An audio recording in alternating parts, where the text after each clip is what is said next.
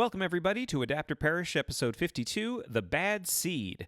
As always, before we get into it, let's talk about our next episode.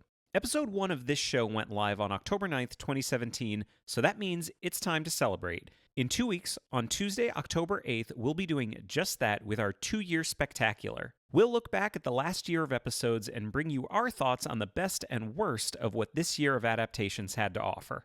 For those of you joining us for the first time, welcome. If you enjoy today's show, make sure to subscribe to get every new episode, and remember that we're always looking for suggestions, so don't hesitate to send them our way. From the listener mail department, I wanted to read an email we got from Tommy regarding our episode on King Kong. In the episode, we criticized Peter Jackson for adding characters like Lumpy and Jimmy and Mr. Hayes on the grounds that they detracted from the momentum of the story. Here's what Tommy had to say about that. Back in the 1930s, there was a novelization of King Kong published based on early versions of the movie screenplay, which contained scenes and characters that wound up not actually being filmed for the 1933 movie. Among elements unique to the novelization are the characters Lumpy and Jimmy, who, as you discussed, appear in the Peter Jackson movie but no earlier version.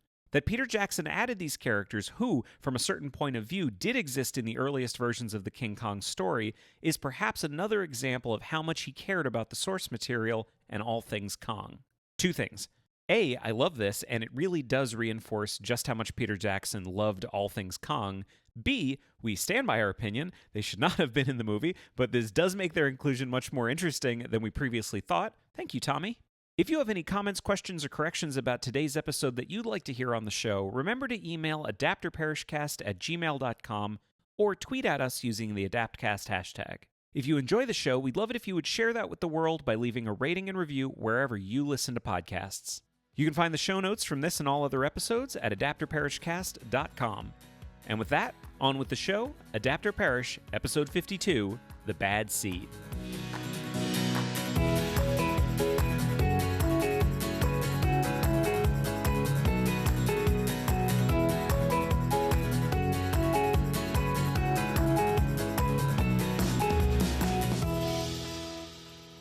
Welcome to Adapter Parish, podcast about adaptation. I'm Jeremy Latour. And I'm Arielle Lipshaw. And stop whatever you're doing right now. Before you listen to this episode, I strongly advise that you, at least knowing going in, that you read this or watch some version of it. Yes, content warning and also spoiler alert. Like, super spoiler alert. We always talk about spoilers, but we watched the original movie. There's 3 movies we're talking about in a book. We watched the original movie, and at the very end of the original movie were these words on screen. You have just seen a motion picture whose theme dares to be startlingly different. May we ask that you do not divulge the unusual climax of this story. Thank you. We're going to divulge it. You're welcome, movie. We're telling people first, but we're going to totally divulge it. Yeah, we're going to divulge it. And also, probably a main point of what we're going to be talking about is how the endings are different from the book to the 3 movies that we watched. There's really no way we can do this without spoiling it. Yeah. Yes. So, by the time you're hearing this, we probably don't have a baby. We might not. But we might. So that's fun. This was a fun one. Hey, Jeremy, we need to talk about Rhoda. Oh, well, we need to talk about Rhoda. We might need to talk about you. Oh, yeah. Yes, I might be the bad seed. Yeah, the bad seed might be inside you. Well, what we learned is the bad seed skips a generation. It might. Well, does it? Maybe? I don't think it does. Unclear. Okay, so maybe we should back up for a second. Yes. This is not like one of the bigger things that we've done. No. Which is weird saying that it's like it was a book and then a play and then a movie and then like 2 remakes. Yeah, we sometimes get into this when we try to do things that are thematic, because sometimes we can't find one that's very popular and why are also we doing thematic. The bad seed?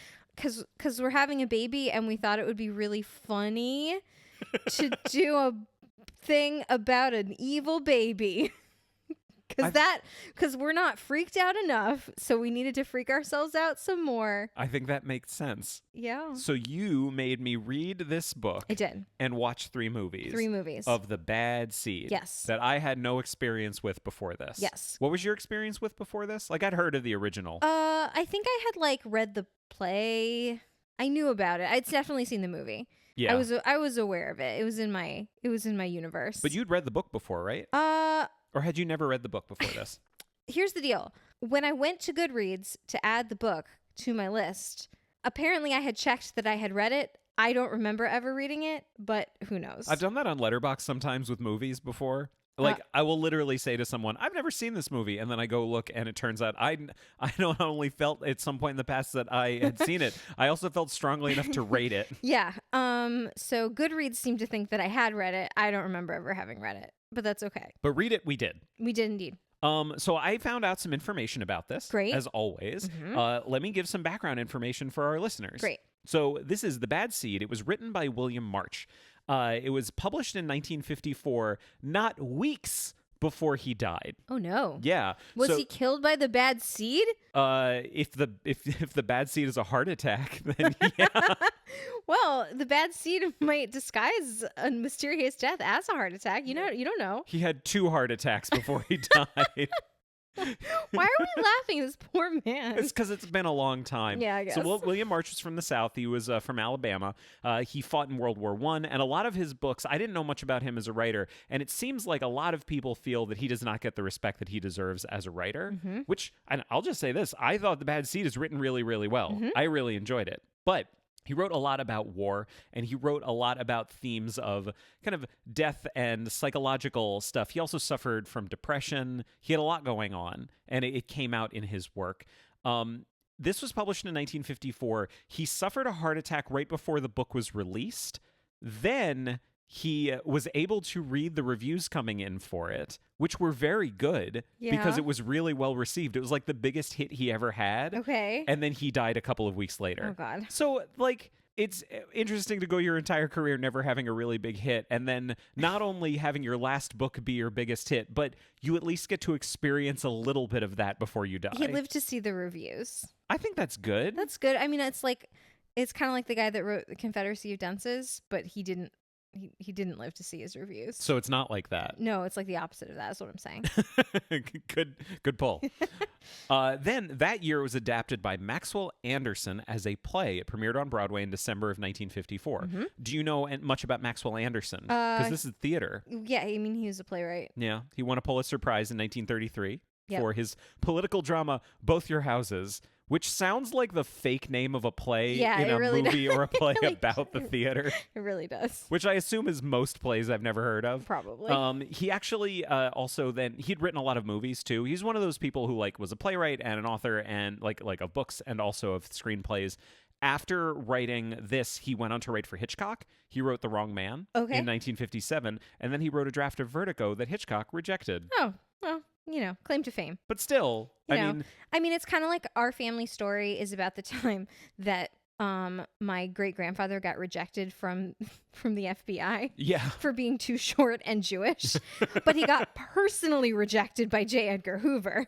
So like that's still something, right? It sure is. Yeah. I mean, rejected by Hitchcock, that is pretty good. This is what I'm saying. So the play he wrote ran for 334 performances. A couple things that are notable about it. One, it starred Nancy Kelly as Christine, who went on to star in the movie, and she won the 1955 Tony for Best Actress. Oh. And it also introduced Patty McCormick as Rhoda. Oh, I didn't realize it was the same cast. Yeah. And then she went on to be in the movie as well. Good job. So that's what we know about the book and the play. Yeah. But let's talk about the book. Yes. What'd you think about this book? This book is a great read. Like, really quite thrilling from beginning to end. And I feel like we have had that reaction to like a lot of books from the 1950s. For some reason, it's like we really like these sort of Victorian or early 20th century books and like 1950s. And then we get into the 70s, and every book we've ever read that was written in the 70s we've hated. And I don't know what that is. But this book, it's just written, it's almost written like a movie. Like it was almost written like he knew it was going to be adapted into a play or a movie, because it doesn't have a lot of like extraneous stuff. It's just like a very tightly paced psychological thriller, and like not for nothing about women, like almost entirely. All the main characters are women. Which is really, really interesting. Like men sort of float in and out like as advisors, I guess you would say. And then there's the main antagonist is male. But like it is an interesting, well, one of the main antagonists, I guess, depending on your definition of antagonist. But it's just this interesting psychological thriller about women that was written by this guy. It's fascinating. Like, almost unique, I feel like, as a book. So would you say the female part sounds written? I mean, it is not underwritten. That's for sure. Well, that's good. Yeah, it is good. And I'm sure that holds true in every version that we watched. We're going to come to that. Of course. No, it's actually funny that you bring up the thing about like books in the 70s. So this had kind of the same, it's weird. I had the same reaction to this that I had to Jaws when we read it. Yeah. But it like ended in an opposite place. Yeah. So Jaws, the movie, is about a shark. Right. Right? Yes. Is Jaws, the book, about a shark? No. It's about a shark. And I mean, it's about how much the author knows about sharks. And it's also about like all these different people and their relationships, and there's like stuff about the mob. There's all these things in it that you would never guess would be in a book about a shark. Yeah, and also if you want to hear some of that, you should listen to our episode on Jaws, one of the best we've done. Yes. Now, this one, like, I hadn't seen The Bad Seed. I didn't know much about it. But the only thing I really knew is, like, okay, it's about an evil kid, and she is the bad seed. Yes. Like, people say that. People constantly refer to someone being a bad seed. Mm-hmm. And then you read the book, and you realize, oh, it's not just about this evil kid. It's about different people and their relationships, and there's intrigue. There's whole aspects of this plot that I never would have guessed from knowing it's about an evil child. Yeah. Right? But it's a super fun book, and all of that stuff really, I think, coalesces well. Yeah. Should we talk about the plot? Yeah, we should definitely talk about the plot. Okay, so I would have thought that the main character was this girl, this evil girl, but she's not the main character. No, it's her mother, I would say. Yeah, Christine Penmark. Yes. So there is this family, the Penmarks. There is Christine, the mother. There is Kenneth, the father, and there is Rhoda, the little girl. Kenneth is invisible for most of this book. He is away in South America on some very convenient job thing. And Rhoda and her mother, Christine, are living in this sort of boarding house or apartment building. And they have made friends with this woman, Monica, this older lady, Monica Breedlove, and her brother, Emery, sorry, whose name I could not remember for a moment, who live upstairs. Those are kind of the main characters. There is also a slightly sinister handyman who is either, depending on your pronunciation, Leroy or Leroy. Oh, we'll come to that. Yeah. And I'd say sinister in like a really impotent way. Yeah. Like, he's pretty harmless. Yeah, who is written in the book in an extraordinarily unflattering way. And again, depending on your perspective, possibly racist. Unclear.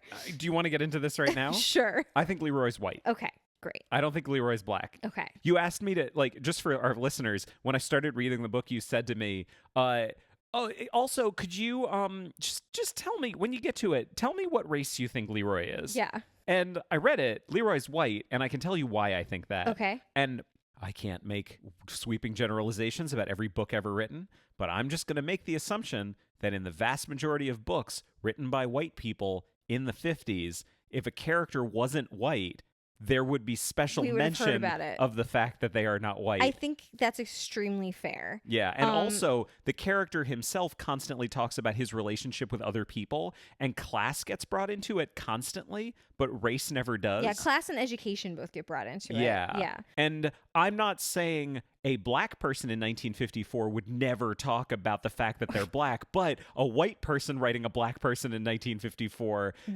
would have. Yes, I think that is eminently fair. The only reason that I got like slightly confused is because I was familiar with the movie, of course, in which this character is played by a white actor. And when the introduction to Leroy in the book, like one of the very first things you hear about him is, his parents were sharecroppers. And I went, wait a second. Is he black? Of course, there were white sharecroppers too. Yeah. And then later on, I think you're right. I think we're all on the same page here. Well, also his wife says you always say that your daddy was a sharecropper, but he wasn't a sharecropper. He wasn't a sharecropper.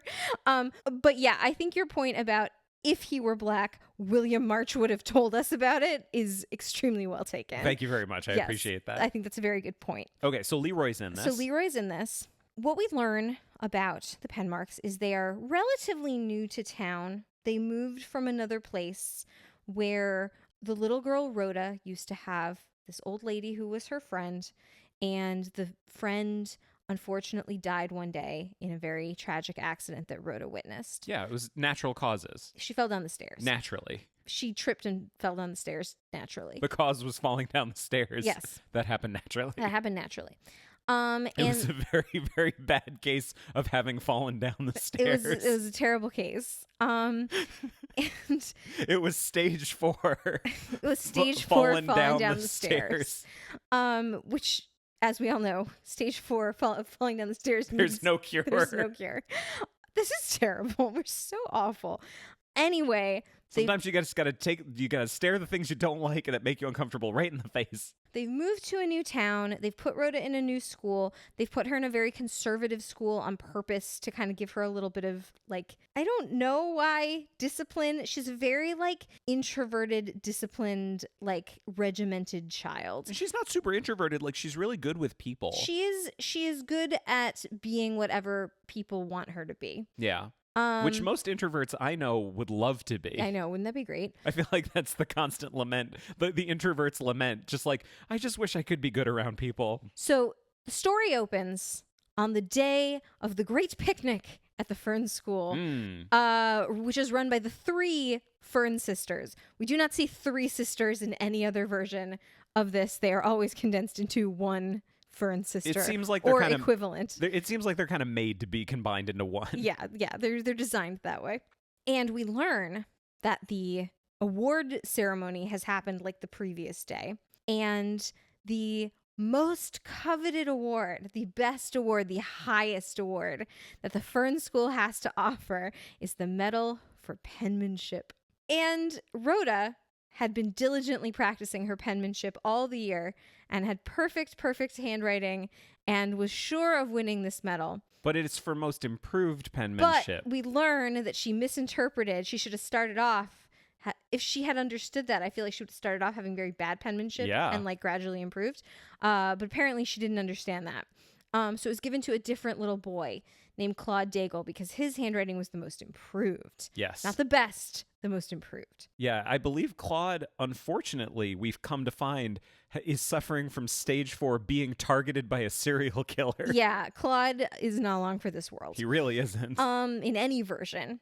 And Rhoda is very upset because she feels that this was unfair and that the medal was hers to win. So what you're telling me is this murder book starts over a penmanship medal? Yes. And I would say to you, I had the same reaction because I watched the movie first, and I feel like the original movie doesn't do an amazing job at kind of like explaining why a penmanship medal makes a really compelling MacGuffin. Yeah. I think the book actually does make a more compelling. Can I read this section from it? Yes, please do. Okay. So we're kind of entering into the Claude has not died yet. The medal is being set up as a MacGuffin.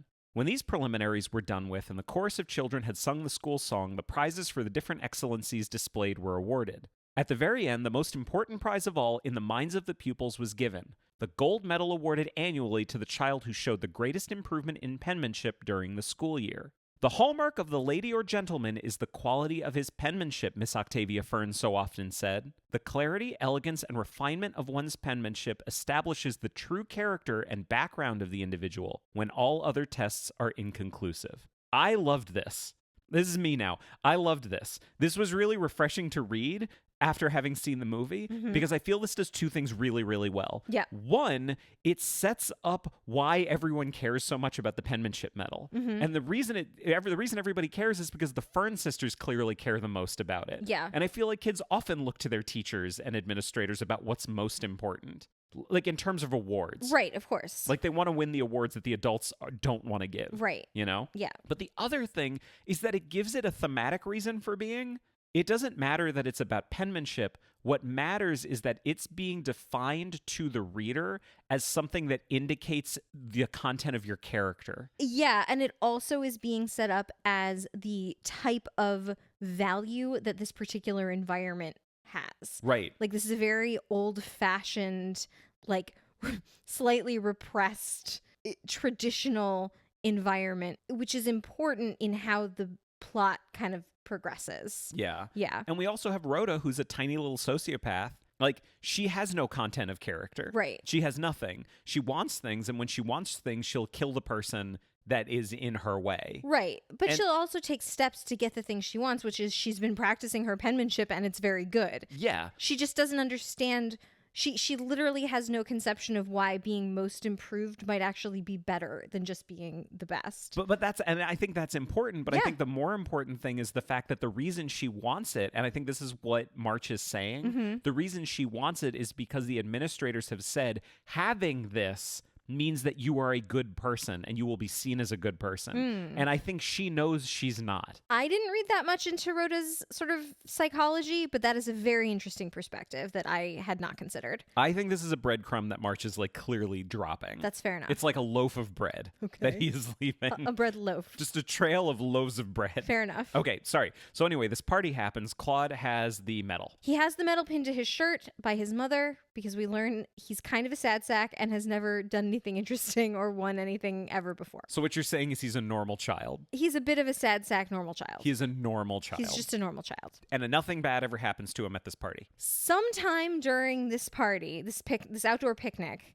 a very unfortunate thing happens, which is that his body is found in the water. Yeah. He is dead. Mm-hmm.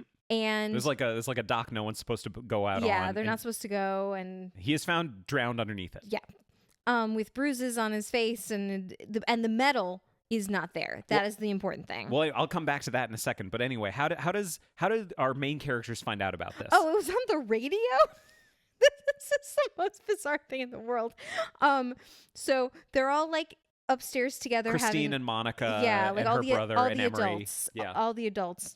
They're all together having lunch, and suddenly on the radio is like this breaking news story, and it goes into the most ridiculous level of detail about how one of the children on the Fern School picnic was killed. Like every aspect of like what his body looked like, but we're not going to tell you his name until we can inform his family. Well, it's messed up. It doesn't even say him. It just says a child has died. And of course, Christine's reaction is, "Oh my god, is it mine?" Yes. And then we find out they announce no, it was Claude Daigle. Right. Can I read something of the information they decide is important to give on the radio? Absolutely, because I feel everyone? like this is so bizarre. Go ahead. The announcer continued, "Only a few days before, the little Daigle boy won a gold medal at the closing exercises of the Fern School. He was wearing the medal when last seen, but when his body was discovered, the medal was not found. It was thought the medal had become detached in some manner from his shirt, but although the bottom was searched at that place, the medal has not been located." This was also literally 5 minutes after this happened. Like, they would not even have this information. And even if they did have it, they would look at it and say, "This is not important." This is not important. And also, even, like, it doesn't matter. It's so stupid. It's just like the worst exposition. So I feel like we should skip ahead a little bit. Okay. Yes, we're getting bogged down in detail. What does Christine what does she come to learn? She comes to strongly suspect that Rhoda murdered this tiny boy. Well, she doesn't strongly suspect it. Like, Rhoda tells her. Rhoda tells her eventually. Yeah, you're right. You're right. She finds the medal in Rhoda's room. Everyone starts acting really suspiciously. Rhoda gets kicked out of school. She's like, what the hell is going on? And then she finds the medal, and then Rhoda burns the shoes that she was wearing, and Christine catches her trying to burn her shoes that have like metal taps on them, and finally kind of forces her to confess that she murdered this little boy because she wanted the penmanship medal. Yeah, and also confesses that she murdered the lady in the town they used to live in. Yep. So we're up to two murders. So there's like all of these different things are happening. Like, one thing that's happening is there's the mystery of Claude Daigle, the little sad sack with the medal. We find out, like, Christine, our main character, finds out that Rhoda killed him. Yep. She also finds out that Rhoda killed this lady. So that's like one plot line that's going along. Mm-hmm. That's one plot line in relationship. There's other plot lines as well. Yes. So sort of parallel to all this, Christine she's sort of having these suspicions that something's wrong with Rhoda. Yes. Like, she can't quite put her finger on it, but just something's always been wrong. She doesn't act like other children. She seems like very cold. She's not loving. Like, there's something weird happening. And as her suspicions start to be raised about whether or not Rhoda might have killed these people, like, her first reaction is, of course, that's impossible. Children aren't murderers. It's not possible.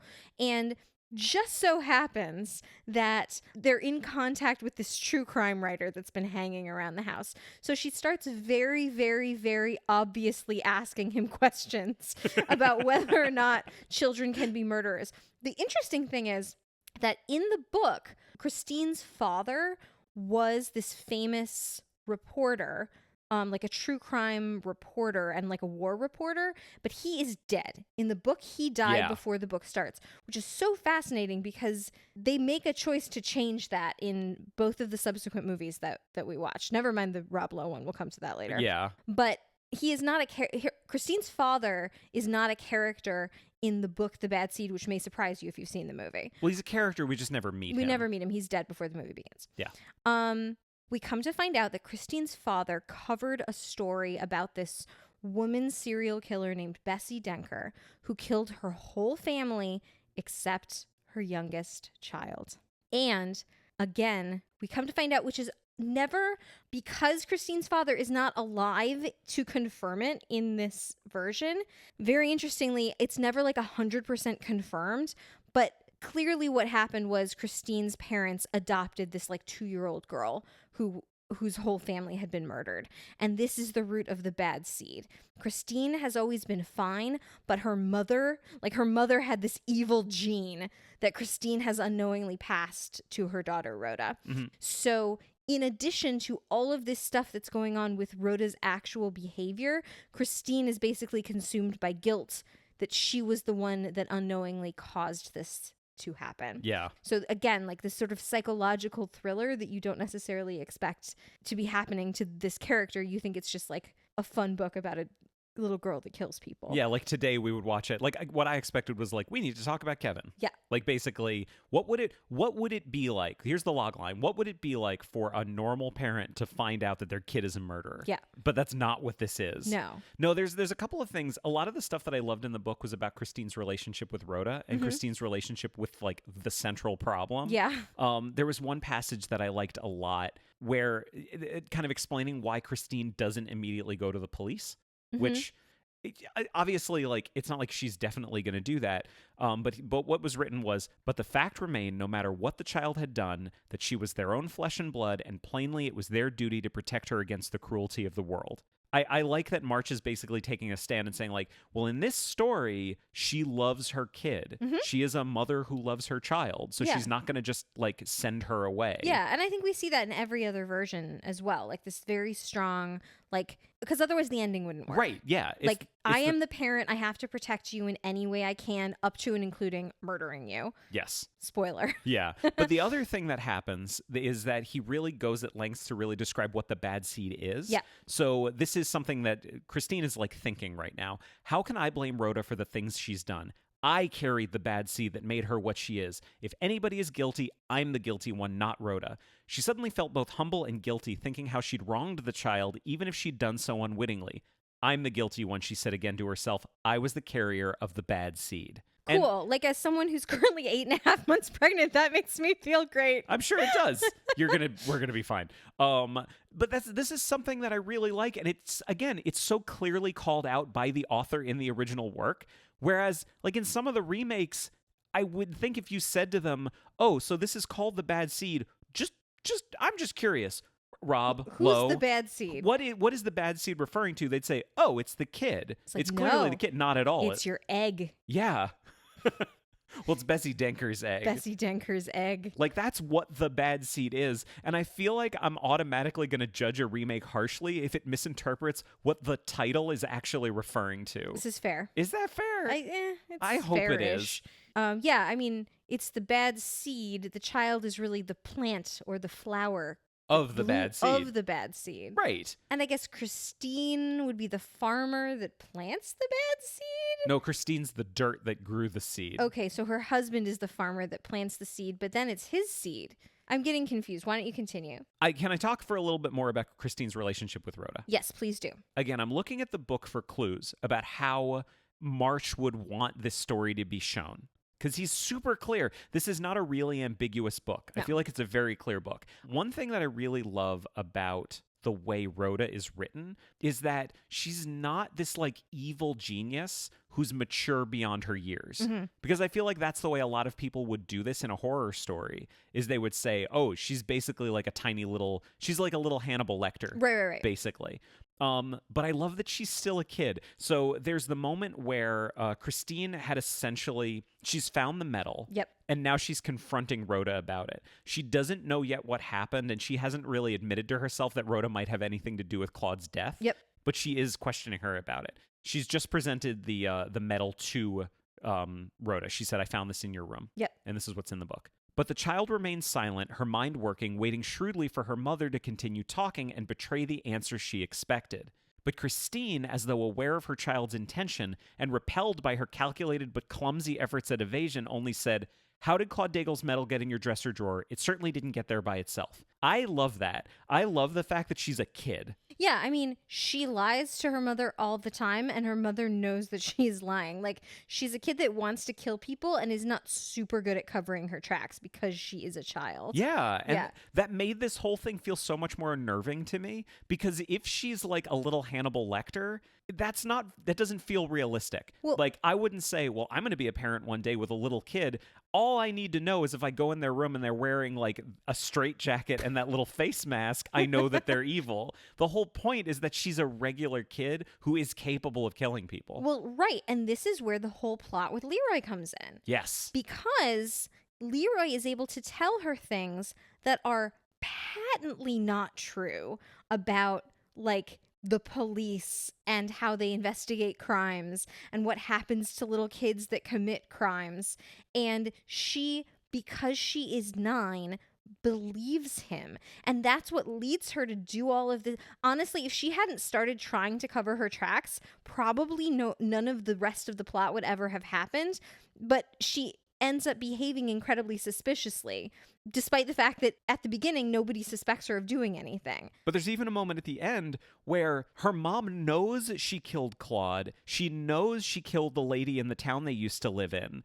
And she has basically accepted, she is my responsibility. I'm going to make sure nothing bad happens to her. And we just need to never tell anyone about this and cover our tracks. Yeah. Like, her mom is on her side about covering up the fact that she killed Claude. Yes. But then she has to kill Leroy. And that's the action that makes Christine take action to stop this, like, to take action against Rhoda. Yeah, Rhoda burns Leroy to death. Yeah. Okay, let's back up for a second. Can you, in like a minute, describe Leroy's character? Because he's the fucking weirdest person in this whole story. He's just this super, super, super creepy handyman who is kind of obsessed with Rhoda. I mean, in the book, it literally explicitly says he's in love with her, and that's why he's obsessed with her. Yeah. And also, he's got weird sexual thoughts about the mom. Like, he is definitely, this is William March trying to do like an abnormal psychology character study. Yeah. Like, he is gross and weird and vaguely sexual towards this child. If this were in modern day, he would be in jail. Like, pretty much. He pays way too much attention to this little girl.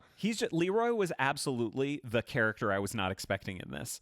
I expected a creepy kid. I expected parents. I expected murder victims. I didn't expect like creepy, rapey gardener who has established a weird relationship with the creepy kid about being a murderer. Yeah.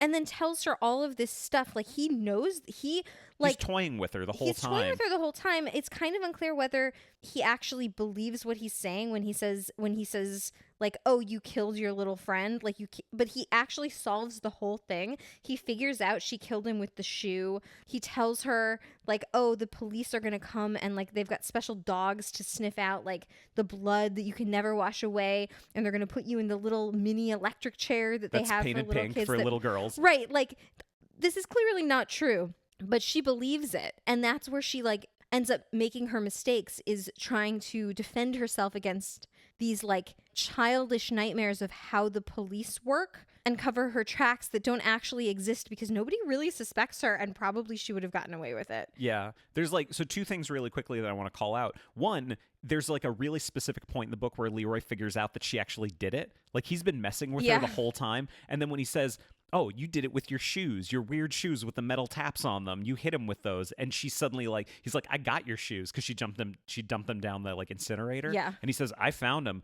She immediately is like, she has been giving him nothing the entire time. And now suddenly she's like, give me back my fucking shoes. Yeah.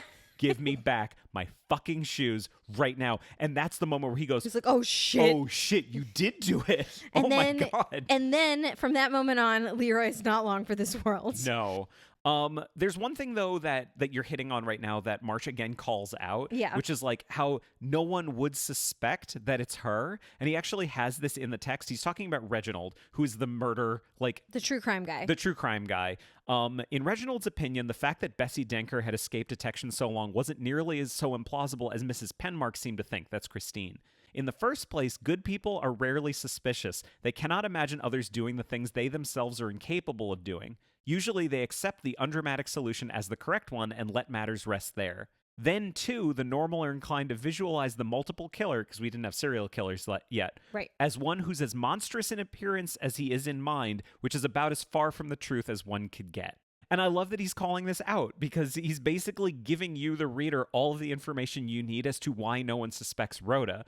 But it's important because, and this is going to come up in a little bit, it really is important that Rhoda is not like a creepy, evil Children of the Corn kid, because it only works if no one suspects her. Right. And even Leroy doesn't really suspect her. He thinks she's fucked up, but he's not saying you actually killed Claude. Right. Until he actually has some reason to think that she did. Right. Even he figures it out, and it's great. Right. And then he dies, like, on the next page. Yes, he does.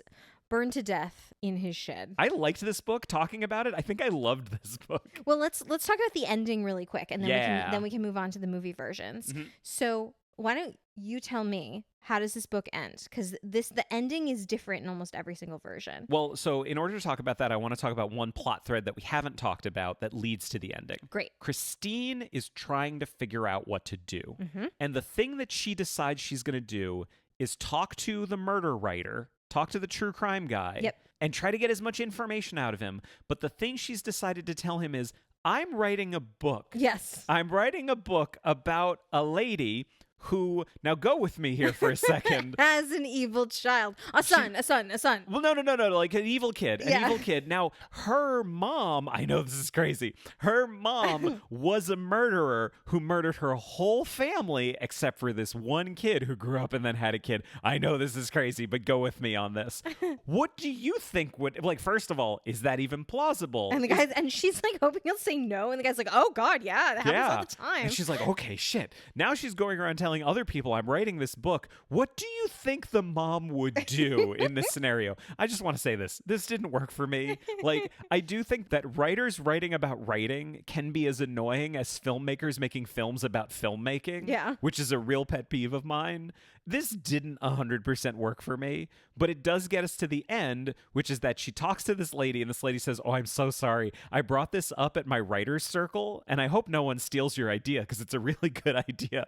Everyone agreed. The only ending that makes sense to this story is that the mother kills the child and then herself. Christine's like, shit. And Christine even says, yeah, that's kind of what I was thinking it would need to be. Oh, like, God, she gets it's there so first. Awful. So she gets these sleeping pills. It doesn't matter how she gets them. She gets these sleeping pills. She gives Rhoda all of them. And Rhoda's like, how many do I need to take? And Christine's like, all of them.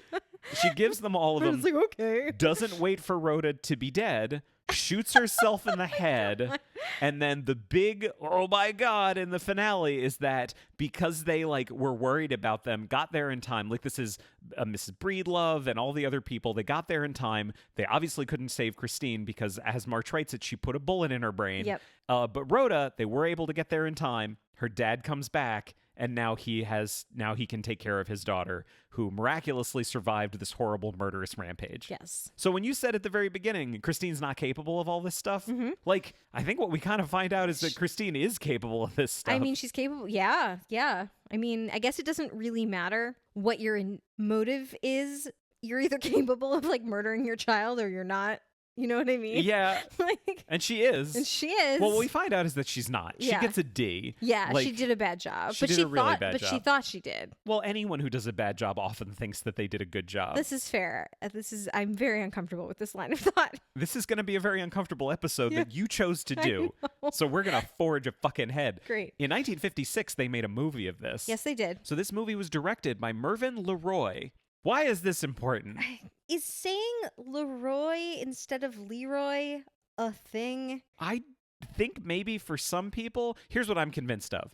I'm convinced that the character's name is Leroy. Yes. But in this movie, every single person working on it was taking their direction from Mervyn Leroy, and so they call Leroy Leroy the whole time. Well, they say it two different ways because he calls himself Leroy, but they say Leroy. So I wonder if Leroy is like a more high-class pronunciation. All I know is that it sounded super weird, and then we found out who the director was, and it all made sense. It probably does not matter and is a coincidence. I would say so. Yes. No, I would disagree. I think it's totally not a coincidence. I think it is. But I think it's a straight line from A to B. It is not. Let's move on. Now, the cast is going to sound familiar because we got Nancy Kelly as Christine Penmark, had won the Tony for this role, nominated for both an Oscar and a Golden Globe for this role. Good job. I think she's real fucking good and carries the movie.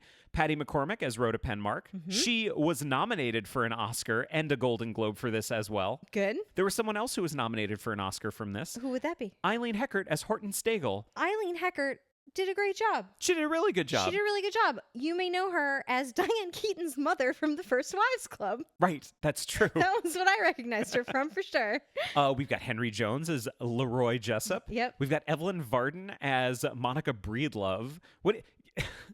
Evelyn Varden, yes. Whatever her name is. Well, there's always somebody in every 1950s movie that is in a different movie or also maybe still in the play. Yeah. And I think that was this lady. This is clearly based on a play. Yeah, let's get this out of the way. The staging is so theatrical. It's so funny. Once you notice it, you can't stop noticing it. There's clearly a wall that's missing. Yeah. Everywhere. There's always action happening off stage that people are referring to. Anytime anybody sits down, they're cheating out towards the audience. And also, so there's so many different scenes in it that in the book take place at another location, all have managed to take place at this one location. Oh yeah, I mean it's very, very, very much like Dial M for Murder. We talked about this a lot. That was also one of our good episodes. If anybody is interested in our back catalog. I'm glad you're our own hype man. I am. Well, we gotta have somebody, and it's might as well be me. She is the only one who doesn't know this isn't a play anymore. Yeah. Oh, and also the thing that you might be watching the entire time going oh, is this a play? Was this based on a play? And then at the very end, during the credits... Oh, I've never seen this before in any other movie. It gets an actual curtain call? They take a curtain call. Every actor comes out and literally is out of character and bows. And then the little girl comes out last, I think. And then she runs over to the couch where the actress playing her mother is, and she gives her a pretend spanking. The mom gives the daughter a pretend spanking, but a really violent one. And they're both laughing. Oh, how funny. And then that little warning that you read earlier pops up on the screen. You've seen more films than I have. Have you ever seen a curtain call in any other movie before ever? I don't want to say no, but I can't remember any specific ones off the top of my head. It's extremely strange. I would watch it just for that. And to be clear, it's a curtain call. They all walk out, face the camera, and bow. They're out of character. Yes. Yes. It is absolutely like a play. Yes. But let's backtrack for a second. Yep. This movie, here's the thing I can say about this, and the thing that I love. Is this movie a drama? Or is it a horror movie? Oh, no, it's a horror movie. Right? Yeah, for sure. Isn't that? I just thought it was so much fun. Yeah, it was great. I know I mentioned Hannibal Lecter before, but that's the thing I've always loved about The Silence of the Lambs is that, it was nominated for all of these awards and it's so respected, but it's still a horror movie. Yeah. That is really interested in being a horror movie. Well, they didn't go... The thing that I think makes it creepy, and you were just talking about this, is in terms of the way that the child is portrayed, they didn't go super over the top. I mean, she's creepy, don't get me wrong. Yeah. But they didn't go super over the top. There's no shot where and maybe this was because they didn't really know how to shoot a movie that wasn't a play, but there's no shot where the camera really zooms in on her face and you see her smile evilly. Oh, Jeremy says no. Oh, no. I wasn't saying no to that. Oh, no, okay. You're absolutely right. There is nothing where they're making her this super, super evil little preternaturally mature killer. Yeah. But you talk about them not knowing how to make a movie. This has one of my favorite moments in any horror movie that I've ever seen. Yeah, talk about that in terms of movie making, because I thought that was really interesting. I thought this moment was so effective. So it's the moment where Christine finds the medal in so basically Rhoda has this little box of goodies in her room of all the treasures that we can only assume she has only acquired by murdering people. Yeah, it's a bunch of costume jewelry. Yeah, she opens the box and we as an audience, we know that the medal is missing. We know that Rhoda wanted the medal. We do not know at this point that she killed Claude. We haven't seen anything that would show us that. We've only, we know what the movie's about, so we can assume it. We don't know that she took the medal, but Christine is talking to someone, having a conversation while she's looking in the box. And while she's having the conversation, she opens the box, looks in, and the camera just zooms in really close to her face. And it's this moment of just kind of pure cinema. It's the kind of thing that cannot happen in a play. Yeah, it's very Hitchcock. No audio, there's no music sting, there's nothing other than the camera movement and her reaction to tell you, holy shit, she found the medal, it is in the box. Yeah, and they do show in this version, they exhibit a great deal of restraint in terms of what they are sharing with the audience as the movie goes on. No other version was able to stop themselves from actually showing what happens at the picnic, but that actually makes it less suspenseful because we know what happened from the very beginning. In this case, we're hearing different accounts of what happened from different people, and we're just sort of having to put together what we think the actual truth is. And it's because the movie actually, as I say, it was restrained enough not to show you. You just had to sort of pick it up as the movie went along, which is either on purpose or a side effect of it only being in this one apartment, really, essentially, except for a few brief other scenes. But it worked really well. I agree. Yeah. I mean, there's a reason that the Greek model where everything happens off stage and then just someone comes to tell you about it. There's a reason that survived for 2,000 years. It's very impactful. Yeah. Yeah. No, I would go a step further. I would say they knew what they were doing. Yeah. I think this film, despite the fact that it's so clearly theatrical, I think it's my one big knock against it. Mm-hmm. And also the ending is not the same, but we'll talk about the ending. Yeah. It is really, really well made. Yeah. I think it's paced incredibly well. Yeah, definitely. It is a 50s B horror movie, but it's got really good actors in it. Yeah. And a really compelling story, and I think that makes it work. And this kind of leads to my main point about this movie. And the thing that I think the movie understands, and I'm sure the play understands, and I think the book really understands. Here's my question. What is this the story of? It's either, you tell me what you think about this. It's either the story of an evil child killing people, getting away with it until she doesn't, but then ultimately does. Mm-hmm. Or it's the story of a mother who finds out that these nightmares she's been having her whole life about being the daughter of a murderer are true. Not only that, it has gone in her bloodline to her daughter, who is also now a murderer, and it's up to her to stop it. It's that one. Right? It's that is absolutely what William March intended. And that's Rhoda's not the main character. Rhoda's basically a MacGuffin at this point. She doesn't even have enough of a character to be an antagonist. Yes. She's a force of nature.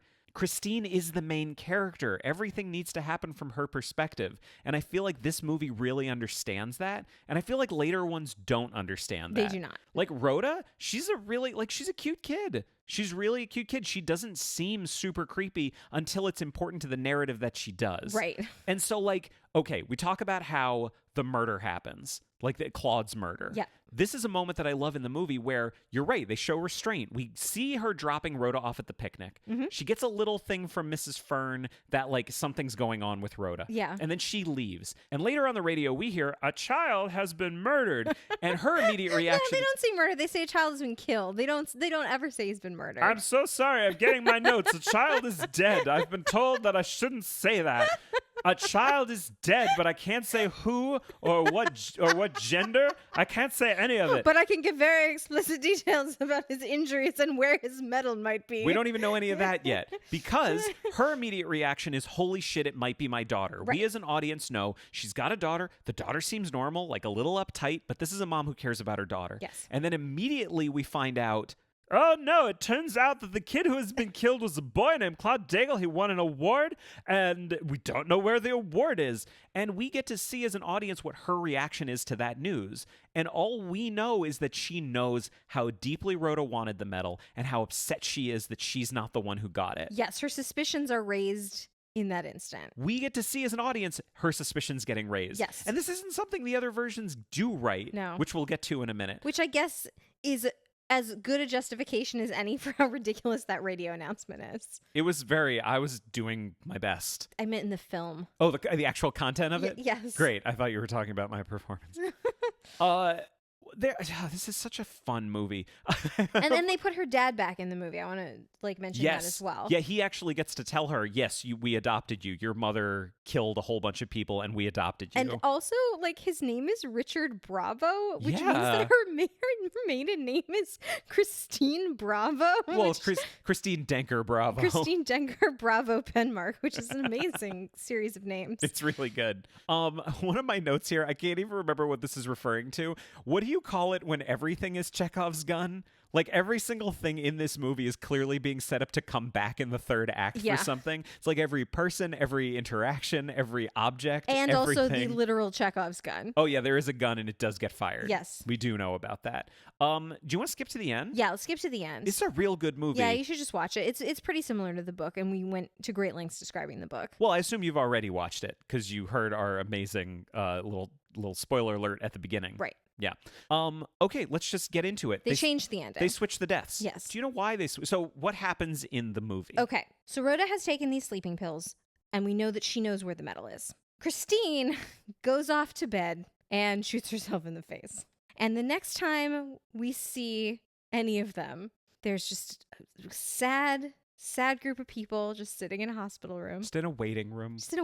Waiting. With Rhoda's dad, who we saw at the beginning of the movie, and Monica and Emery, and everyone's... and I think... Oh, and the dad. Of course, the dad is the grandpa. Oh, yeah. Grandpa, I mean, I'm sorry. Dick Bravo. Yeah, Dick Bravo. That's such a much better name than Richard Bravo. So much better.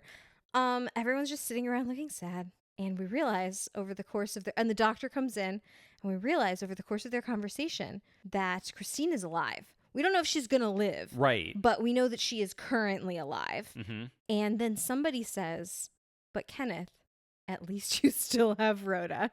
And then she comes creepily skipping into the room, and she's fine. It's like the best moment. It's like how lucky it was that we heard the gunshot. Yeah. That we got in and found her. If we hadn't have found her if it hadn't been for the gunshot, Rhoda would be dead. Yes. But she's fine. Cruel irony. She's fine. Not only is she... like 10,000 spoons. But not only is she fine, like she's like fully dressed. She's not being treated for anything. Like she is for her overdose. Like she is completely fine.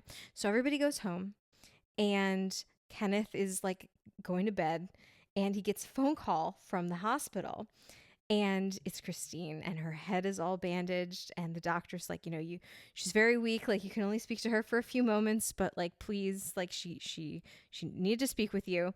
And he's just so loving towards her. Like, oh my God, like, I'm so happy you're alive, blah, blah, blah. Very forgiving of the fact that she tried to kill their child literally yesterday. Like extremely forgiving. Probably more so than I would be. I guess you don't know until you're in that circumstance. Good to know. I'm taking some notes down. But so we're all at home now. So he's talking to Christine on the phone. He's like, just get better. We'll figure everything out. Like, whatever.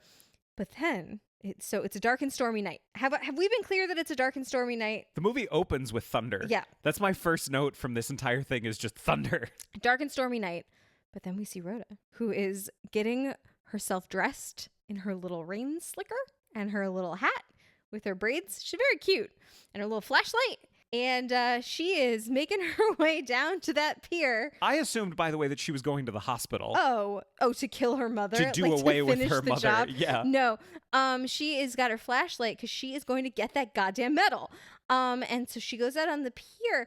And the thing that this is like overly detailed, but the thing that I thought really interesting was like the implication was she actually does spot it, and she's like getting down in the water to get it, which is impossible. You could not see a medal in the water with that tiny little flashlight. And then last shot of the movie, she is suffering from stage 4 struck by lightning. Struck by lightning. Rhoda does not live. She does not. So Christine lives, but Rhoda does not. Yeah. The end. And then curtain call. And then curtain call. And weird fucking spanking. It's a whole lot. Okay. So in 1985, ABC TV made a TV remake of The Bad Seed which I am very salty about the way we had to acquire it because we had to pay money for a physical DVD to be sent to our home. That was the only way we could watch this movie. If anybody wants to watch the movie, I will give you this DVD for free. The first one who requests it may have it, but don't because it was bad. I'm like sitting looking at it and so angry that our home contains this DVD, that we have a very small apartment and we are giving shelf space to the DVD of the 1985 TV movie The Bad Seed. I'm so angry. You're being so mean to director Paul Wendkos and writer George Eckstein. Anybody who wants it, the first one who writes in may have it. That is all the information I have, by the way, Great. About who made this movie. Great. Can I talk about who's in this movie, yes, though? please do. Okay, so let's go through the cast really quickly. So we have, as Christine Penmark, Blair Brown of, as I found out, Orange is the New Black. And many other things. Yeah, many things. Now we have, as her daughter, Rachel Penmark, Carrie Wells. Unclear why they decided to make the kid Jewish, but here we are. Apparently, this is now a new tradition for The Bad Seed. We have now her dad is dead. Yeah. No. No, her dad is dead. Her dad is He's dead. The child's father is dead. Yes, he is dead. But the child's father is dead. But the grandfather is alive. Dick Bravo is with us. Yes, we'll get to Dick Bravo in a second. Now we have Monica Breedlove, who lives in the building, as always. She's played by a motherfucking Redgrave. Yes. It's Lynn. A minor Redgrave. Yeah. Who's still very good. I don't think Lynn would like to hear me say that. No. Lynn, who apparently, as you told me, moved to LA to get away from her sister Vanessa. Yeah.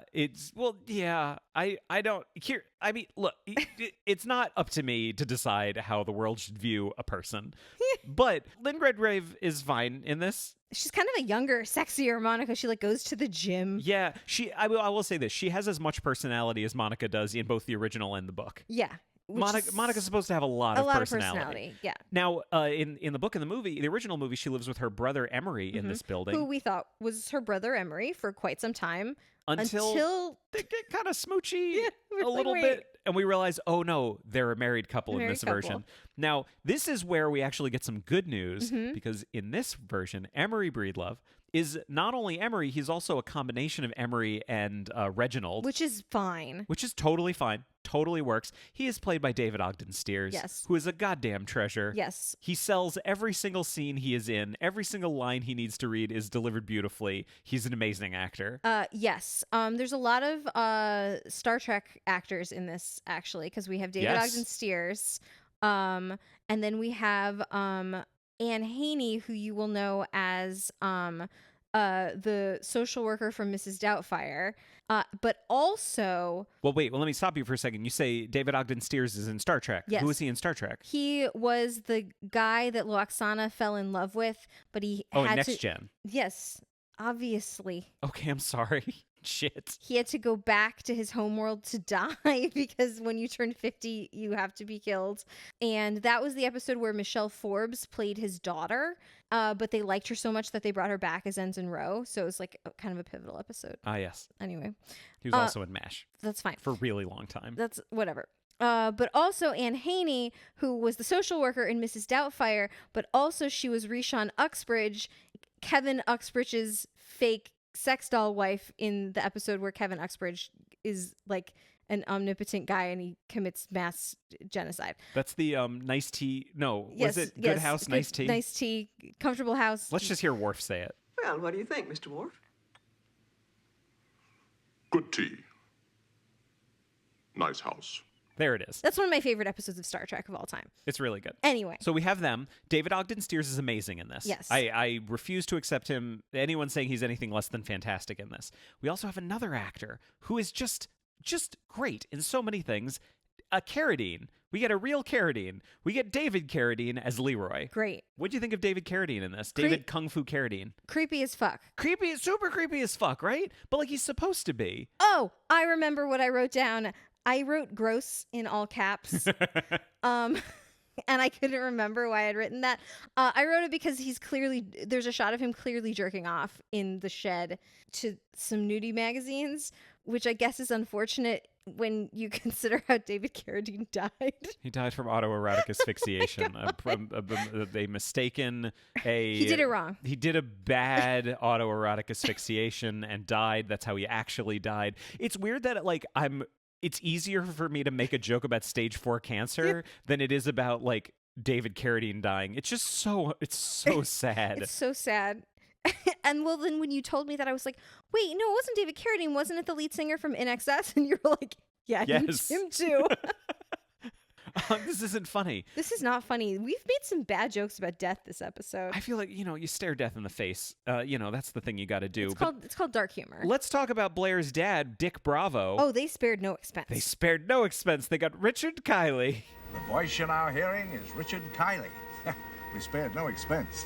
If you look to the right, you will see a herd of the first dinosaurs on our tour, called Dilophosaurus. Yeah, they got him. This is our second Richard Kiley episode. Yep. He's fine. He's fine. Let me ask you this, is anyone other than David Ogden Stiers and like sometimes David Carradine, is anyone not named David in this movie very good? No. The kid's okay. She's fine. Fine. Well, she's just really creepy. She's just super creepy. And they ruined it. Like, that's the whole thing. Yeah. This is like all the points that I was trying to make before. All the groundwork I was trying to lay, they just trod upon the whole thing in this because they fuck the whole thing up. So, like, we do see her about to kill the boy on the dock. Yes. Right? It is still the penmanship medal, by the way. They did not change that. They left that storyline completely intact.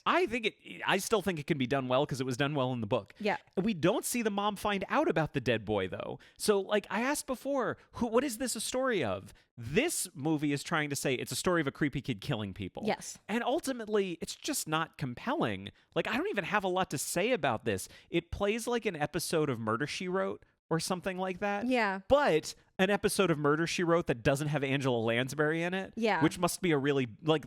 Clearly, everyone agrees that's the worst episode of Murder, She Wrote because it's the one that Angela Lansbury wasn't in. Right. There is an episode of Sherlock Holmes, the Jeremy Brett series, that Sherlock Holmes is not in, and that is by far the worst episode. Of course it would be. Because he was too ill, so they just did it without him, I guess. Just every single thing, the writing of it's really bad. There's really bad exposition in it. Yeah. She's talking to Rhoda. Christine's talking to Rhoda about Rachel, excuse me. I'm so sorry. Christine's talking to Rachel. They converted to Judaism, so they named their child. It's like clearly a very, very, very Jewish-looking child actor, and her name is Rachel, and I think it's just all very anti-Semitic. I think you're bringing a lot to it. Well, her name is Rachel, and she's a brunette. Not every brunette Rachel is Jewish. This kid is Jewish. Okay. Please continue. But there's a scene where Christine is talking to Rachel about Dick Bravo, and she says to her daughter, "Your grandpa's one of the best political analysts in the country." This is a piece of exposition that no parent has ever said to their child. Never. Because no kid would ever care about Why that. would anyone care? What is a political analyst? Well, my child. Like, I feel like most parents wouldn't want to open that up for conversation. Oh my God. And yet they do. So there's tons of that in this movie. It's really bad exposition, really bad character work, really bad relationships. There is literally Chekhov's gun. Yeah. When you say literally, you mean Anton Chekhov is a character in this? No. And he says, "Here is my gun. Here is a gun I give to you." Where am I from again? Remind me really quickly. No, I'm just saying, like, Chekhov's gun is used to describe something that becomes important, something not that obvious that becomes important later. In this case, it's the gun. I'm trying to check my notes. I don't remember a scene where Anton Chekhov shows up at the door to deliver a gun. No, he's looking for nuclear whistles. Here is my gun. That is good Star Trek joke. Excuse me, that is Pavel Chekhov, not Anton Chekhov. You have made good joke. You have done full circle on your joke for Chekhovs. There are multiple Chekhovs. Yes. I am Chekhov with gun. Yes. Here is the gun I give to you, Christine, for your daughter Rachel. I don't know where to go from here. I don't know how to move on from that. Can I just tell you my favorite line in this whole movie? Of course you can. They're talking to they changed the names, but it's Mrs. Daigle. It's a dead kid's mother. It's Mrs. Daigle, and she's very upset about her son being dead, as I guess anybody would be. And she's sitting there with the kid's dad, who does not say a word throughout this whole exchange, and she's like, "I'm just so sad. He never won anything before. He was so proud of that medal. He didn't have a lot of self-confidence. He took after his father." And the guy's just sitting there like, yeah, pretty much. Pretty much. It's awful.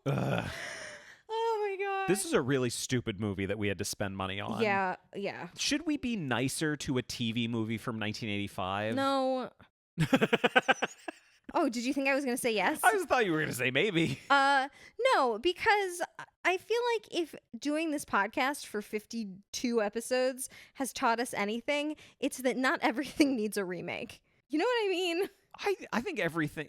Is that what we've learned? Not everything needs a bad remake, for sure. Yes, no, absolutely. Like, no, if you're going to do a remake, do a good job. Do a good job. I guess that's what it is. If you're going to do a remake, do a good job. But you don't need to do a remake just for the sake of doing a remake. Yes, and that's really what this is. Yes. It definitely feels like it's like horror B-movie theater, but what we've done is we've remade all the movies you loved when you were a kid. And that's what they've done in this. And it's bad. I would like to point to something about the production quality of this movie that we both independently noticed as we were watching the film. Are you going to talk about how their apartment looks like everybody's grandma's house? I mean, it does that. It is that. And she wears a lot of like knitted vests. I mean, it was 1985. No, so at the end, they decided they wanted to do a little callback to the original film. So she's sitting there, Mrs. Penmark is sitting there reading to her daughter. She's reading her, if you recall, the same storybook that... Yes. Oh, yeah. That gets You're read. right. I totally forgot. We should not be nice to this movie at all. This movie's a piece of shit. It's the same story. Like this is what they chose as to make tribute to the original movie, is that she's reading the same story to this kid, and the camera like kind of pans down, and she's holding the book on her lap, and what is inside the book is very clear. It is not a storybook or a children's book or a picture book. It is the script of the movie The Bad Seed with highlights on the actress's lines. And she just keeps looking down and seeing her lines and looking up again and saying them. And it is extremely obvious. It's like not one of those very, very subtle things that you have to go back. The script of the movie is on screen in this movie for like a full minute. It's very bad. It's very bad. There's just a moment, we watched it like 3 times, but there's that great moment where like you can see the part that's highlighted. And she's got the book open on her lap, and she says, "Okay, Rachel, now we're going to go back to reading the story." And she lifts the book, and you see her eyes clearly go to the one highlighted section to read this full page of a children's book. I forgot. Fuck this movie. It's so bad. Yeah, it doesn't deserve our time. All right, so should we move on? Let's move on. Let's move on. A full 33 years. It's now 2018. It is 2018, and another TV network, this time the Lifetime Network, has decided to make a Lifetime original about The Bad Seed. This is our very first Lifetime original movie. And there's just so much of note about it. Let's get the number one thing of note out of the way. The anti-Semitism remains. That's not... What? They made them Jewish again. Why does the evil little girl always have to be Jewish? You are clearly... I don't even know what you're going to say at this point. What is the major thing of note about this movie? Who does this movie star in the role? It stars Rob Lowe. As Christine. And what's another thing related to that is important to discuss? It is both directed and executive produced by Rob Lowe. It is Rob Lowe's directorial debut. This was Rob Lowe's passion project, apparently. I think he was just looking for something to do, and this came across his desk. He loves The Bad Seed. Does he? Loves it. Does he? I don't know. I would say he probably doesn't. I think he wanted to do something, and this is what he got. Yep. So this was directed by Rob Lowe, written by Barbara Marshall. Turned out it was trying to be in production for a long time, and then Rob Lowe got attached to it. Yep. So no, I would argue he did not do this because he loved The Bad Seed. All right. He did this because Lifetime was looking for someone, and he was like, I want to hang out in Vancouver for a couple of months. So they hired him. Cool. And he starred in it. I'm just saying, as someone that used to be a small Jewish child, I don't understand why this kid has to be Emma Grossman. Okay. So he is David Grossman. Yes. Just one thing about David Grossman. What's his job? Furniture maker? He's like an architect designer kind of thing. He's got his little like work shed where he does all of his architecture. And there's 2 posters that are on the wall that I love so fucking much. And they just are pictures of like, one of them is a whole bunch of pictures of chairs, and the other one is a whole bunch of pictures of tables. And the chairs one says, Chairs by David Grossman. And the table one says, Tables by David Grossman. And I just want to know, are these like product lines? Are they exhibitions? Well, the funny thing was we were sitting there watching it, and you said, I want those posters. I want that them is so badly. amazing. And I said, some extremely underpaid Canadian production designer just had chills go down the back of their neck. If we could find out who designed and made those posters, you could A, probably get them, and B, that person would be so happy that their work was recognized, but also possibly a symptom of how bad this movie was, that we were not paying attention to the plot or the acting, but rather the posters behind the actors who were performing. Yeah. So let's get started with who's in this movie. Okay. Beyond him. So we have Rob Lowe as David Grossman. We have McKenna Grace as Emma Grossman, his daughter. Two things I will say about McKenna Grace in this. One, super creepy little kid, creepy all the time. It is very clear that Rob Lowe thinks that this is a movie about a creepy child killing people. Yes. Right? Yes. The second thing, McKenna Grace, I don't even want to list what she's in. She's in everything because we don't have the time. She is an up-and-comer. So many credits. We have Chloe, who is played by Sarah Dugdale. What's the one sentence synopsis of who Chloe is? Babysitter, also Leroy. Yeah, like she's not even. You don't even know at the beginning that she's the new Leroy, but you find out pretty quickly if you know the story that she is the new Leroy. Yeah, and like that, I thought was actually a really good choice. Yeah, she's the fucking worst. They don't do a good job of explaining why this character needs to be there. No, but she is there. We have Marcy T. House as Mrs. Ellis. She's the new Fern. All the Fern sisters have been combined and turned into a new character. Who does not survive to see the end of the movie. She's the only version where she dies on account of a hornet's nest in her car. Yep. Placed there by the aforementioned creepy child. Yes. We have Cara Buono as Angela Grossman, David's sister, who is nothing. Nothing. Literally nothing. I think she's supposed to be like the Monica character, but she's nothing. Yeah, we have Brian, the caretaker of the Grossman's lake house. Who's also nothing. He's nothing. He's played by Lorne Cardinal. He's very important at the end. We also have a psychiatrist that David takes his daughter to see. This is Dr. March, which is a really cool way to tie it back to the original novel, to call her Dr. March. Is there anything else that is important? Yeah, she's played by Patty McCormick. It's pretty cool. But there's this scene that is also nothing. She has this conversation with the little girl, and then it cuts away so you don't see what they're actually talking about, and then you cut back to her and she's saying to the little girl, "You remind me very much of myself at your age." And it's like, okay, yeah, we get it. Oh my god, it serves no purpose other than the cameo because the scene could just easily not be in the movie. Yeah, it doesn't further the plot even a little. Yeah. Okay, but let's start at the very beginning of the movie. Yeah. At the very beginning of this movie, we get the entire movie. Yes. How many times have you seen a movie where under the opening credits is a preview of the whole movie? It's kind of like the dumb show from Hamlet. Like maybe they were calling back to that rich theatrical tradition. Well, honestly, this is our first Lifetime movie. Yeah. Maybe this is actually a Lifetime movie thing. I don't think so. I've seen a lot of Lifetime movies. I don't know if people aren't going to. I feel like Lifetime might be thinking, if someone's going to waste their time on this movie, we got to tell them everything that's going to happen right at the beginning so they know if they want to see it. I don't know. I don't think so. Like, spoiler alert, Chloe, the new Leroy, also burns to death. Yep. We see that happen in the preview. We do. Like, some lady falls to the floor in a burning room on fire. Yes. And we know that it's Chloe later. That does happen. It just spoils the entire thing. Mm-hmm. Okay, then the movie opens up. We know she's evil. We know that Emma is evil right from the start because the movie opens up with a dead, drowned cat in their pond. Yes. Their little fountain outside the house. Oh, super quick, going back. You didn't tell me. You read the book first and didn't tell me. One of the things that Rhoda does in the book that she doesn't do in any version is she throws her fucking puppy out the window. She does She do that. murders her puppy. She does murder a puppy. I walked out of the also room I was in to confront you about this when it happened, and I Yes. almost stopped reading the book. And then he went and kissed the dog. It was really cute. It's so sad. But she also, I just want to point out, murders multiple adult human beings as well. Doesn't bother me as much. Throws a puppy out the window. Really innocent little puppy. It's very sad. Oh my God. So there's a dead cat right at the beginning. She's just a little mastermind. Very graphically dead cat, by the way. When they fished that cat out of the fountain, that was very unpleasant to watch. It was a good dead cat. Yeah. Yeah. She's a little mastermind. Yeah. She's definitely doing the thing that I don't like, which is that she's really mature and really intelligent. Oh, they made her consciously a sociopath. Like, she is a sociopath, but knows it. Like, there's a scene where she is rehearsing, smiling and being sweet in the they left in the basket of kisses, basket of hugs thing from the original, which didn't need to we be didn't there. even we didn't even talk about it. Yeah, we didn't talk about it, but it's just a sickeningly sweet like little refrain between the parent and the child.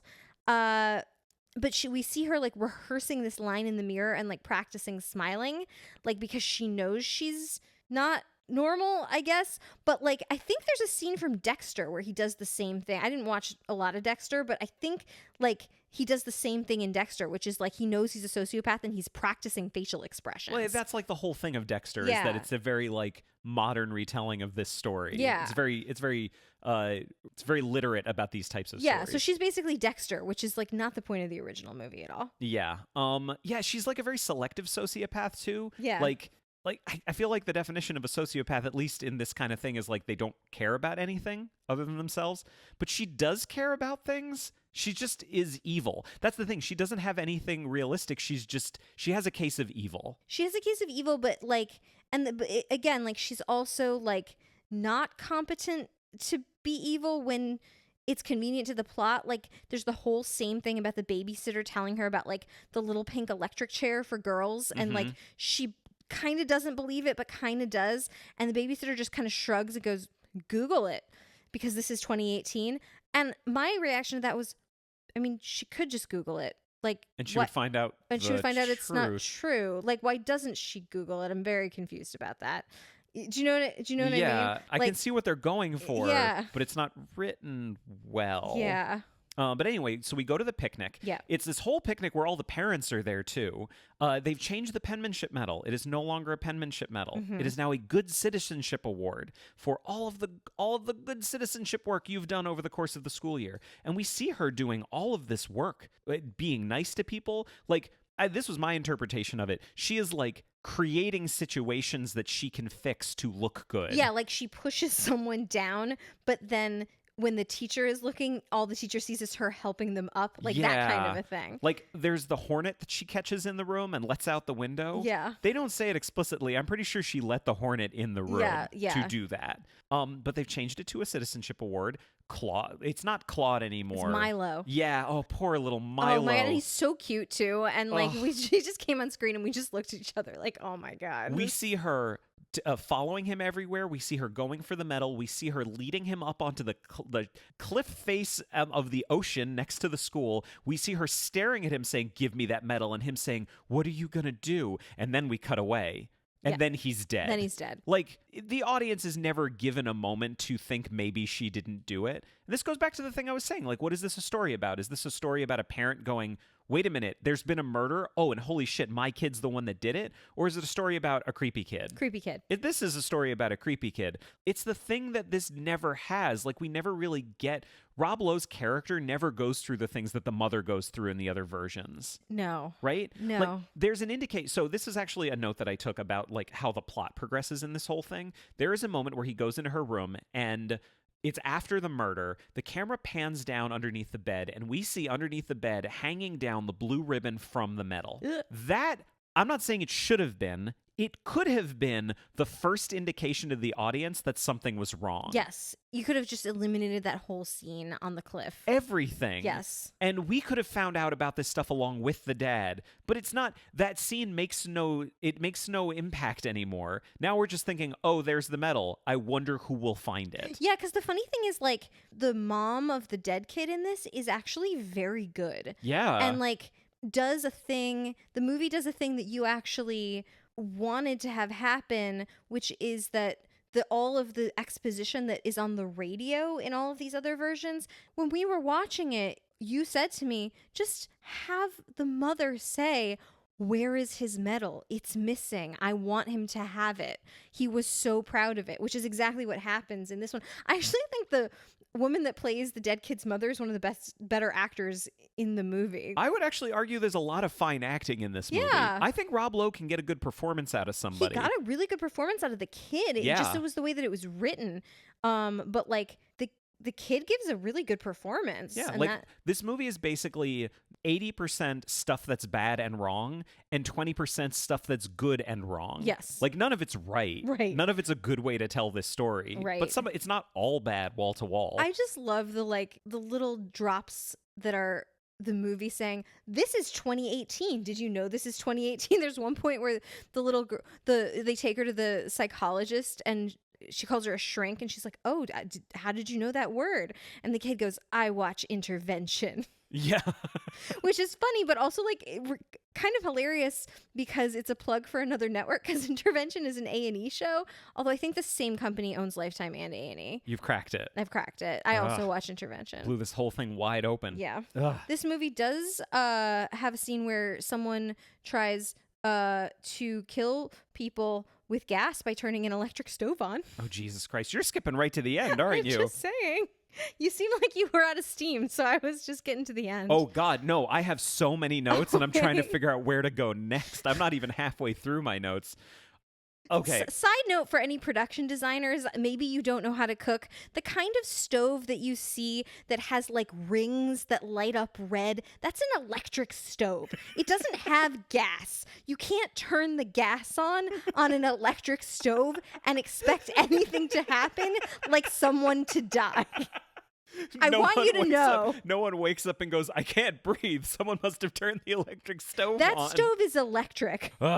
Okay, so I want to talk about something that's effective and wrong. Because, like I said, most of this stuff is ineffective and wrong, but this is effective and wrong. Okay. One of the first indications that David has that his daughter's creepy is he took a whole bunch of pictures at the event, and he looked, and basically the mom says, if you have any pictures from it, he was so happy, I would love to have all of them. Yes. And he's looking at his iPad later, going through the pictures, and he's doing the thing she wants. He's getting together all the pictures. Every single picture that he has of Milo, his daughter is in the background, creepily staring like a serial killer. No affect whatsoever. Yeah, it's really scary. It's a really effective moment, but I feel like it's trying to tell a different story. It's like, this is not what makes The Bad Seed an effective story at all. You're just telling a story of a creepy kid, and I feel like that's been done better in other places. Yeah. I did find out you can say shit on Lifetime. Yeah, and bullshit. Yeah. Well, any form of shit. Any form of shit. I bet you could say horse shit. You could say all kinds, dog shit, any type of different thing. Shitty. Oh, but yeah, I bet you could call someone shitty. You're right. I didn't know you could do that on Lifetime. Did you? My next note is just a question. Can you also hang dong on Lifetime? Because we get a scene. We were very close to seeing Rob Lowe's butt. He's in the shower, and I was wondering, like, if you could. I would assume this was cable. I didn't assume you could do that, but now you can say shit on Lifetime. I didn't know if I was gonna get like full frontal Rob Lowe. No, we don't. We never see below the waist. No. He puts a towel on very quickly because someone is creepily standing in the doorway. It is Chloe, the babysitter, yes, who's not the trying kid, to. Not the kid. The babysitter's trying to fuck him the whole time. Oh, she is trying to fuck him like no other. Trying to marry him. Yeah. Like, she's like 18. It's very weird. If for a second I thought that the people who wrote this movie and made this movie had read the original book, I would have thought, oh, this is actually a cool callback to Bessie Denker, because the whole thing about her being a serial killer from the original is that she marries guys and kills them to get their inheritance. Right. Because she does it twice. Right. And I would have thought, oh, that might be a little like callback, but I have no indication that they read the book. Well, there was a very, very little callback. So little that I think there must have been some other reference that got cut, because at the very end, there's a scene. So the mother of the child is dead. Yes. She died like in childbirth or soon after. Mm-hmm. And there's a scene where it's like he's telling her a story that like maybe he's told before about her mother. But the only line that we hear is he says to her something to the effect of, the doctors warned your mother that she needed to take her medicine or she would die. And the only way she would do it is if the doctors promised her it wouldn't hurt her baby. And so I am extremely confused about what the implication of that is. The only thing that I can think is that she took something while she was pregnant that made the child evil, but like it seems like it had something to do with the fact that she did die. So I have absolutely no idea. It was very confusing. Yeah, I feel like my interpretation, this is how ambiguous it is. My interpretation in the moment was everything that we know from the original Bad Seed kind of happened to this woman. And instead of her shooting herself and trying to poison the kid, she like tried to complicate the pregnancy, ended up killing herself later, but after she gave birth and the kid's fine. So unclear. It's not. The fact that it's so ambiguous leads me to believe that, in fact, it's nothing. Yeah, it could also be nothing. I think it's nothing, and I think we're both desperately trying to find something. But it's in the movie. It's just very weird. and I mean, Chairs by David Grossman is there too, but that doesn't matter. Yes, it's true. Anyway, keep going. Okay. All right. Oh, geez.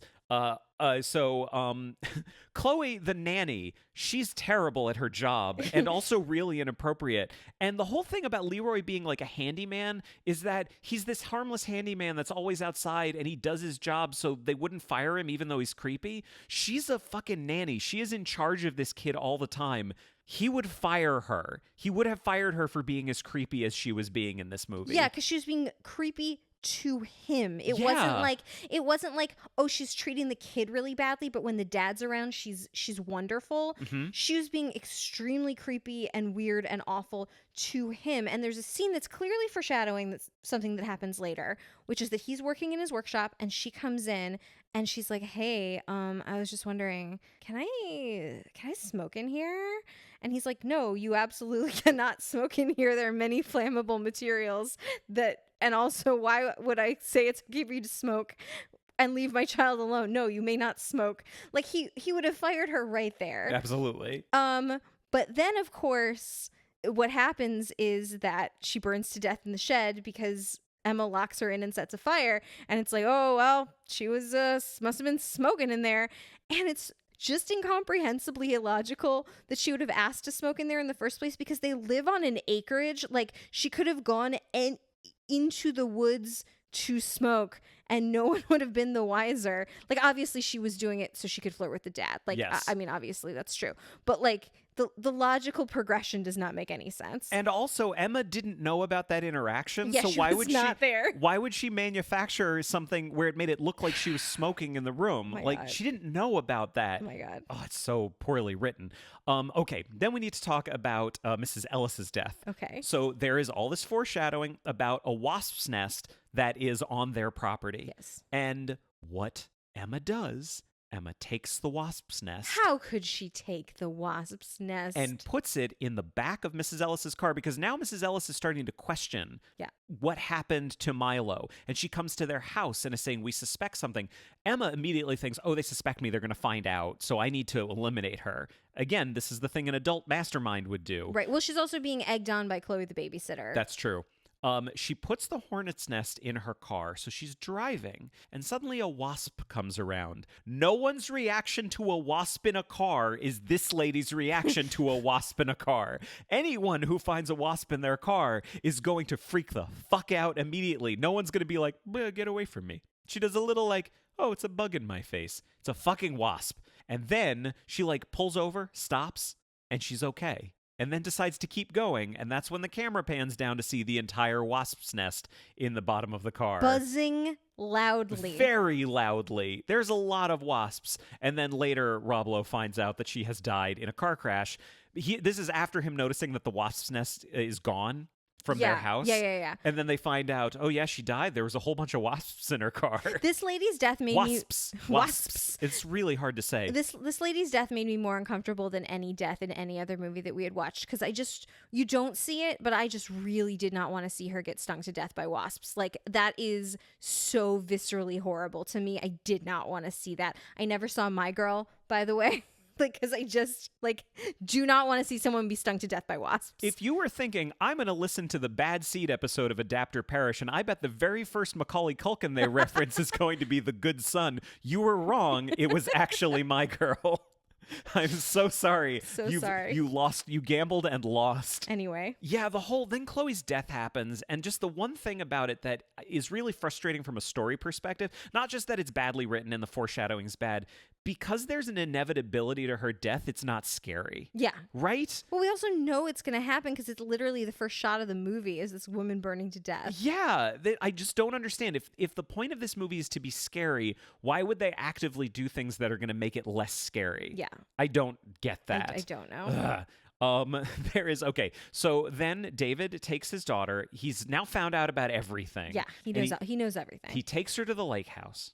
Now, he's getting text messages from Sheriff Peterson about Chloe dying in the fire because they're still investigating it. Sincerely, Raymond Holt.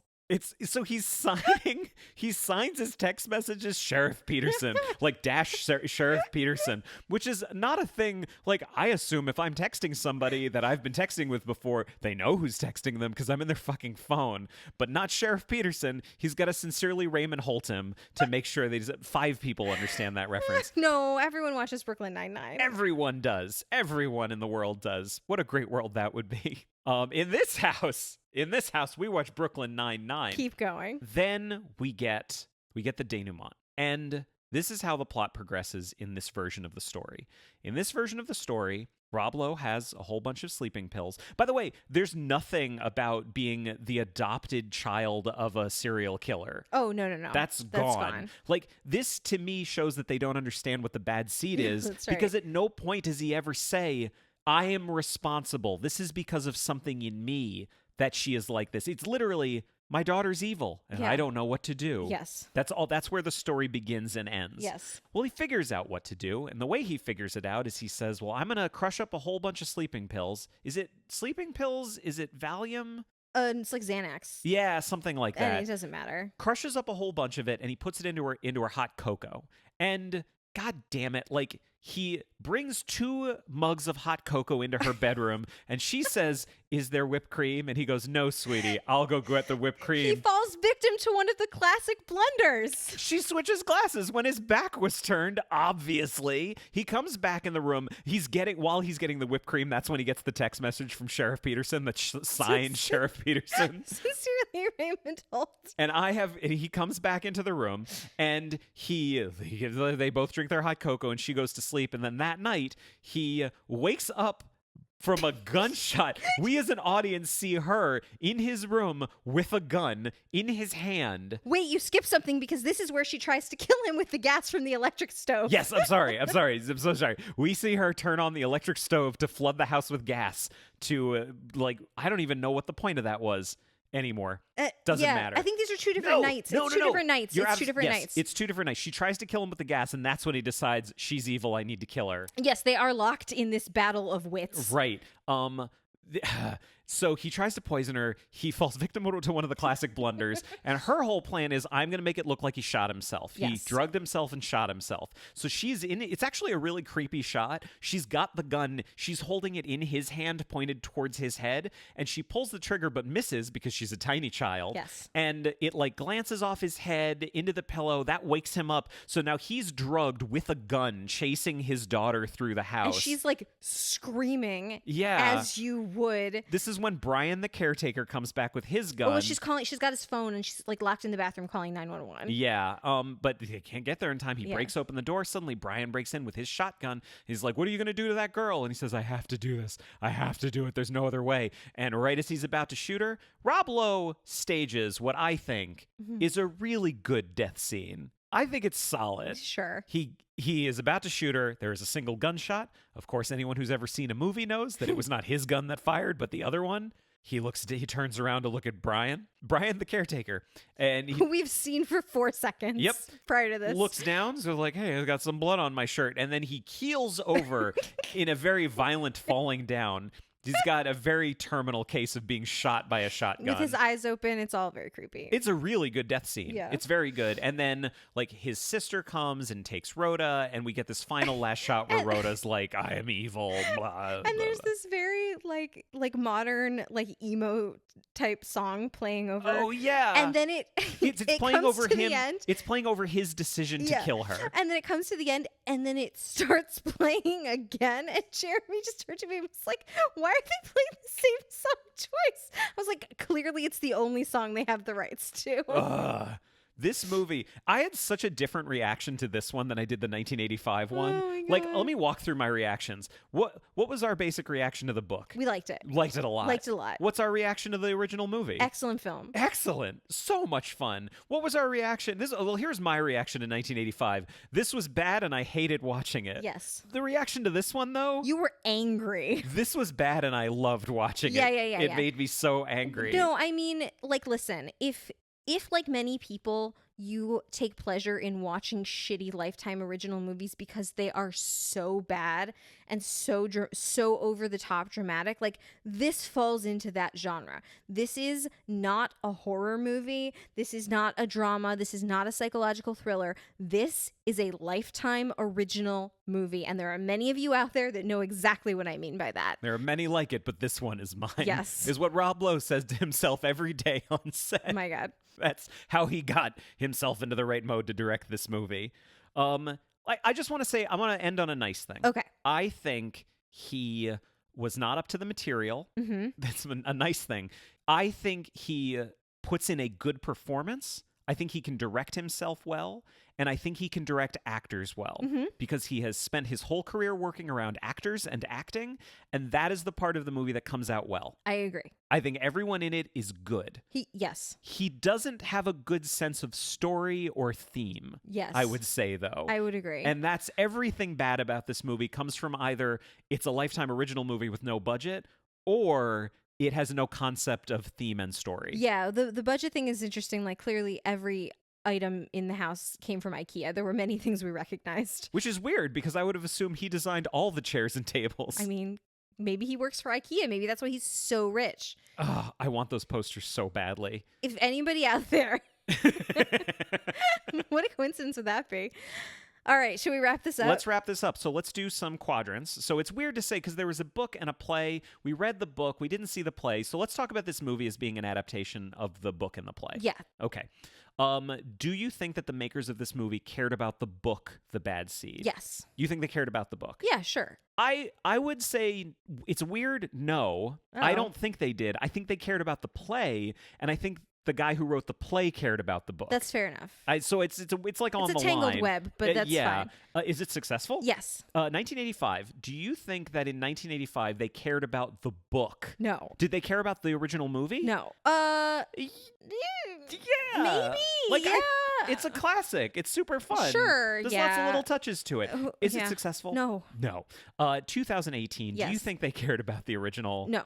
No original source material was cared about or consulted in this film. Is it successful? No. Yes. Yes. I mean, yes. Wait. Is it successful? I found myself saying yes. Is it successful for what it was trying to be, which is the rubric that we like to try to use? What it was trying to be is a Lifetime original movie. Yes, it checks every box in what a Lifetime original movie should be. This made me want to see more Lifetime original movies. That's great. So yes, clearly it's not successful. No, I mean, it's terrible. Don't get it twisted. This is not successful. But here we are. Here we are. Oh, this was a fun one. Yeah. Well, this has been Adapter Parish. If you'd like to find us online, we're on Facebook, Twitter, and Instagram at AdaptCast. And if you tweet about the show, don't forget to use the AdaptCast hashtag. You can join our groups on Facebook and Goodreads, and you can also find and follow me on Letterboxd. If you have anything to say that's longer than a tweet, you can always send an email to adapterparishcast@gmail.com. And if you'd like to support the show, there are two great ways you can do it. First, tell a friend. Second, a rating and review on your podcast platform of choice would be greatly appreciated. Hey, babe. Hey, what's up? What would you give me if I gave you a basket of kisses? I'd give you a basket of hugs. God, it's so disgusting. Bye, everybody. Bye.